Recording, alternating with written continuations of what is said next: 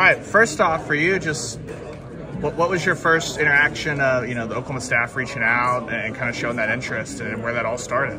It all started, I can't remember the exact month, but I know it was back during my season, and how it started was actually Coach Venables had followed me on Twitter, and at first I kind of just shrugged it off, didn't think nothing of it. Right. And then the whole coaching staff started following me, so I had went to my Twitter, and they started DMing me, talking about they wanted my number, and they wanted to get in contact with me. So what I did is Coach Brandon Hall, actually, I gave my number first to him, and he had called me, and he just let me know how interested they are in me, and they watch my film, they love me, and they just let me know how much they want to get to know me and stuff like that. So after that, it kind of took off. We started building that relationship, and everything took off from there. What was that initial moment like when you, not just any coach, but just when you see a head coach pop in, follows you? What's kind of that thought process like? Coach Venables, I ain't gonna lie, it was crazy to me. Yeah. It was crazy, and like I said, at first I kind of shrugged it off, but then when I realized it was legit, and he had FaceTimed me and talked to me, it let me know how serious they was about me, and it meant a lot. So those early conversations for not just you, but all the defensive backs that OU signed, Coach Venables talked about the versatility, things like that. But as far as where you kind of fit in, what were those first conversations like from Coach Hall and things like that? As far as versatility? Yeah, and just what your fit is, corner, safe, things. What was that like for you? So they really like my versatility because back in JUCO and even in high school, I've always been a versatile dude. I played in the slot, I played outside corner, safety sometimes. So they just really let me know how much they really like that. I'm not a one-sided dude. I can move around, and they said, having that ability is going to make a huge impact right away. So when you see a roster like OU's that has so much turnover, when you look at that, what's kind of your thought process as far as opportunities early, things like that when you see that with a team recruiting you? Right. And my mindset is, kind of just being a JUCO dude that is always to grind, and I have that grind mentality, no matter what. I know there's going to be competition, I know, but just having that mindset that, like I said, that grind and being able to go and grind it out, it kind of builds my confidence just because I know, I'm going to work and do anything I can, to either make an impact, whether that's being a starter, kick or anything, just making an impact, it's going to be a blessing. I'm going to do everything I can to make that impact. Is that something that Coach Venables talked with you with as a guy that in his playing career started at JUCO, that moved on? Does that ever come up, anything like that? Oh yeah, he let me know. He let me know when he flew out. He came out to Miami to see me, and he let me know that he was a JUCO dude. So having a coach, that I'm kind of able to relate to, been through the same struggles I've been through, it meant a lot. And he was just telling me his story, and there was a lot of things that he was saying I could relate to. So it meant a lot, and definitely, kind of built that trust and that bond within each other. So. As you kind of arrived on campus, first couple of guys that kind of took you and it's like, hey, we'll show you the ropes and norm and stuff like that? What's that kind of been like?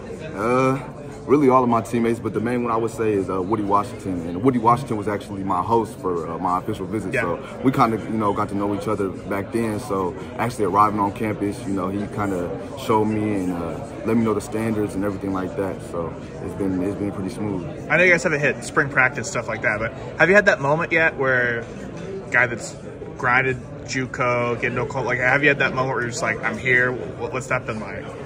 Definitely. Sometimes I wake up and still can't believe it, yeah. To be honest. But one thing about me and one thing that Coach Venables preaches a lot is to never take this opportunity, take advantage of the opportunity, and never take it for granted. And I feel like I woke up every day, coming to workouts, even when I'm exhausted, I'm just literally so thankful to just be here and have this opportunity. So having that mindset has helped me a lot. What are some of the goals that you've got just for yourself as far as what you're trying to accomplish here this year? Yeah, definitely my goal is to become a starter, make an impact immediately. That's really the biggest goal for me is, getting some playing time and make an impact. So. You got to put on a little bit for JUCO. There's not too many JUCO guys anymore. Yeah, that's true. Is it unique though for you, like your situation? Yeah, most definitely. Like you said, there's not a lot of JUCO dudes no more. Kind of coaches tend to go into that transfer portal a little bit more. So having the schools that offer me and a school like OU to have that trust in me and really like my ability and to take that chance and take the JUCO route means a lot. So.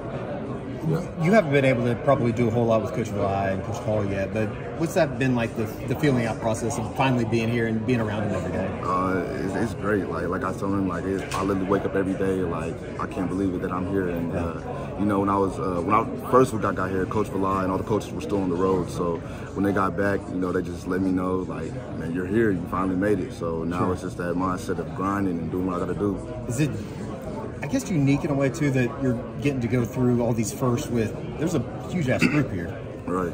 Is it kind of almost, I guess, easier knowing that there's a lot of guys that you're going through this with?